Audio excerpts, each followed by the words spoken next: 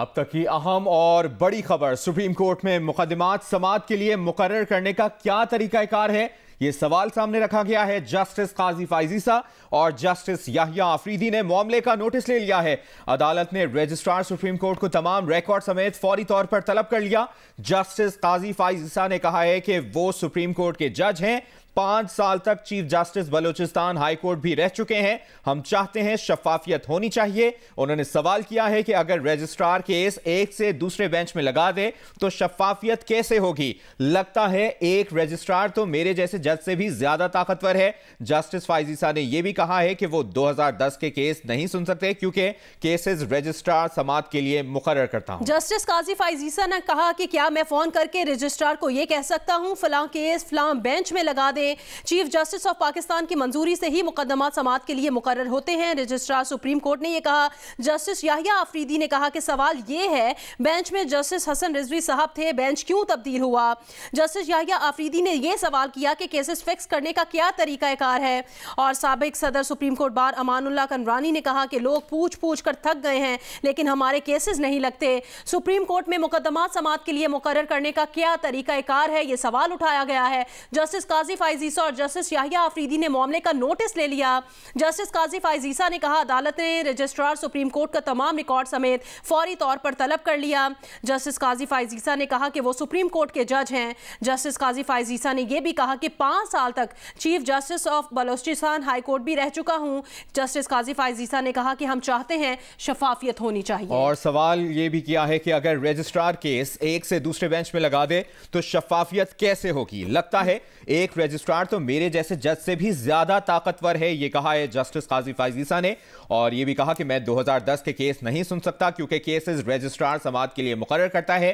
सवाल किया कि क्या मैं फोन करके रजिस्ट्रार को यह कह सकता हूं कि फलां केस फलां बेंच में लगा दें। इसकी मुकम्मल तफसील जानते हैं नुमाइंदा जियो न्यूज अब्दुल क़य्यूम सिद्दीकी ने हमें ज्वाइन किया है। अब्दुल क़य्यूम सिद्दीकी, तफसील से आगाह कीजिएगा। जस्टिस काजी फाइजीसा और जस्टिस याहिया आफरीदी ने मामले का नोटिस ले लिया है। जी हाँ, आज जब ये समाअत हुई है बेंच 2 के अंदर तो कमरा अदालत में जज साहबान आए तो बेंच तब्दील था, जबकि गुज़िश्ता रोज जो है वो बेंच कोई और था जिस पर जस्टिस काजी फाइजीसा ने जस्टिस याहिया आफरीदी से कहा कि आप यहाँ पे क्या कैसे, तो उन्होंने कहा कि आज ये यहाँ पर बेंच जो है वो तश्कील दिया गया है। इस पर जस्टिस काजी फाइजीसा काफी अपसेट हुए। उनका कहना था कि ये रात देर गए किस वक्त ये बेंच तब्दील हुआ है और ये कौन से मुकदमात जो हैं वो इसके सामने लगाए गए हैं। इस पर जस्टिस काजी फाइजीसा ने जो है वो रजिस्ट्रार सुप्रीम कोर्ट को कहा कि वो फौरी तौर पर अदालत के अंदर पेश हों और वो बताएं कि आखिर ये क्या वाकया है और ये क्या पॉलिसी है और किस पॉलिसी के तहत और किसके हुक्म पर इस तरह से मुकदमात जो हैं वो फिक्स किए जाते हैं। जस्टिस काजी फाइजीसा का कहना था कि मैं सुप्रीम कोर्ट का जज हूँ, 5 साल तक chief justice Balochistan high court भी रह चुका। हम चाहते हैं कि ये जो मुकदमात की जो फिक्सेशन है इसके बारे में कुछ शफाफियत होनी चाहिए। ऐसा लगता है कि रजिस्ट्रार ऑफिस के अंदर मुकदमात की फिक्सेशन के हवाले से कोई शफाफियत नहीं है। आखिर कौन सी पॉलिसी है, किस पॉलिसी के तहत जो है ये मुकदमात फिक्स किए जाते हैं। लगता है एक रजिस्ट्रार जो है वो मेरे जैसे जज से भी ज्यादा जो है वो ताकतवर है। और जस्टिस काजी फाइजीसा का ये कहना था कि इस वक्त हमारे सामने 2022 की लगी हुई है, 99 की अपील्स क्यों नहीं लगती हैं, पुराने मुकदमात क्यों नहीं लगते हैं और नए मुकदमात लगाने के हवाले से क्या पॉलिसी है।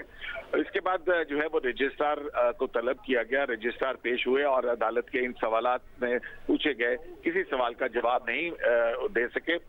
रजिस्ट्रार ऑफिस का कहना था कि हमें कहा जाता है कि ये आप केस लगा दें तो हम लगा देते हैं, तो उस पर अदालत ने कहा कि आपके पास कोई ऑर्डर आता है, कोई कैसे आपको कह सकता है कि कोई आप मुकदमा किस वक्त आपने तयन के लिए लगाना है, ये तो मैं भी नहीं कह सकता। इस पर जस्टिस याहिया आफरीदी ने कहा कि आप यहाँ पर खड़े होकर ये बात कर रहे हैं कि इस तरह से मुकदमा फिक्स होते हैं, जबकि जस्टिस ईसा ने कहा कि 2 अप्रैल 2022 का एक 2 रुकनी इसी बेंच का एक फैसला है जिसके अंदर कहा गया था कि मुकदमात की फिक्सेशन के हवाले से एक पॉलिसी हो, जबकि एक पॉलिसी जो है वो रजिस्ट्रार ऑफिस ने बताया कि एक पॉलिसी जो है ये चीफ जस्टिस पाकिस्तान के पास पड़ी है वो फाइल, तो उस पर अदालत ने पूछा कि वो उस पर क्या अहकाम सादिर हुए हैं। उन्होंने कहा कि उसके बाद 2022 के बाद से वो फाइल चीफ जस्टिस के ऑफिस से वापस हमारे पास नहीं आई है। इस पर अब से कुछ देर पहले दोबारा समाअत हुई और जस्टिस काजी फाइज ईसा और जस्टिस याहिया आफरीदी ने रजिस्ट्रार ऑफिस को ये हुक्म दिया है कि वो हमारे अब उन तमाम मुकदमात की फहरिस्त जो है वो पेश करें जो समाअत के लिए मुकर्रर नहीं हुए हैं और कितने अरसे से कौन सा मुकदमा जो है वो ज़ेरे इल्तवा है। अब फिर एक मरतबा अदालत में वक्फा हुआ है और जो है वो अब समाअत जो है वो 11-11:30 बजे के बाद दोबारा इस पे होगी। जस्टिस काजी फाइज ईसा और जस्टिस याहिया आफरीदी ने मामले का नोटिस ले लिया है। सुप्रीम कोर्ट में मुकदमा समाअत के लिए मुकर्रर करने का क्या तरीकाकार है? अदालत ने रजिस्ट्रार सुप्रीम कोर्ट को तमाम रिकॉर्ड समेत फौरी तौर पर तलब कर लिया, जिसमें जस्टिस काजी फाइज ईसा ने कहा कि वो सुप्रीम कोर्ट के जज हैं। जस्टिस काजी फाइज ईसा ने यह भी कहा कि 5 साल तक chief justice Balochistan high court भी रह चुके हैं। उन्होंने कहा कि हम चाहते हैं शफाफियत होनी चाहिए। जस्टिस काजी फाइज ईसा ने अपने रिमार्क्स में कहा, अगर रजिस्ट्रार केस एक से दूसरे बेंच में लगा दे तो शफाफियत कैसे होगी? जस्टिस काजी फाइज ईसा ने कहा, लगता है एक रजिस्ट्रार तो मेरे जैसे जज से भी ज्यादा ताकतवर है। जस्टिस काजी फाइज ईसा ने कहा कि मैं 2010 के केस नहीं सुन सकता क्योंकि केसेस रजिस्ट्रार समाअत के लिए मुकर्रर करता है। जस्टिस काजी फाइज ईसा ने कहा, क्या मैं फोन करके रजिस्ट्रार को यह कह सकता हूं फलां केस फलां बेंच में लगा दें? सुप्रीम कोर्ट में मुकदमात समाअत के लिए मुकर्रर करने का क्या तरीकाकार है? जस्टिस काजी फाइज ईसा और जस्टिस याहिया आफरीदी ने मामले का नोटिस ले लिया है।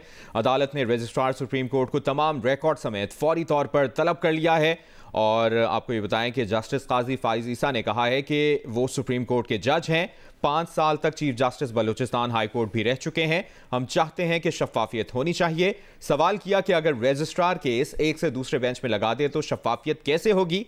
लगता है एक रजिस्ट्रार तो मेरे जैसे जज से भी ज्यादा ताकतवर है। मैं 2010 के केस नहीं सुन सकता क्योंकि केसेस रजिस्ट्रार समाअत के लिए मुकर्रर करता है। सवाल किया कि क्या वो फोन करके रजिस्ट्रार को ये कह सकते हैं कि फलां केस फलां बेंच में लगा दें? चीफ जस्टिस ऑफ पाकिस्तान की मंजूरी से ही मुकदमात समाअत के लिए मुकर्रर होते हैं, ये कहा है रजिस्ट्रार सुप्रीम कोर्ट ने। जबकि जस्टिस याहिया आफरीदी ने यह सवाल किया है कि बेंच में जस्टिस हसन रिजवी साहब थे, बेंच क्यों तब्दील हुआ? केसेस फिक्स करने का क्या तरीकाकार है? साबिक सदर सुप्रीम कोर्ट बार अमानुल्लाह कुनरानी ने कहा कि लोग पूछ पूछ कर थक गए हैं लेकिन हमारे केसेस नहीं लगते। अब तक की अहम और बड़ी अपडेट आपसे शेयर कर रहे हैं। सवाल ये सामने रखा गया है कि सुप्रीम कोर्ट में मुकदमात समाअत के लिए मुकर्रर करने का क्या तरीकाकार है? जस्टिस काजी फाइज ईसा और जस्टिस याहिया आफरीदी ने मामले का नोटिस ले लिया है।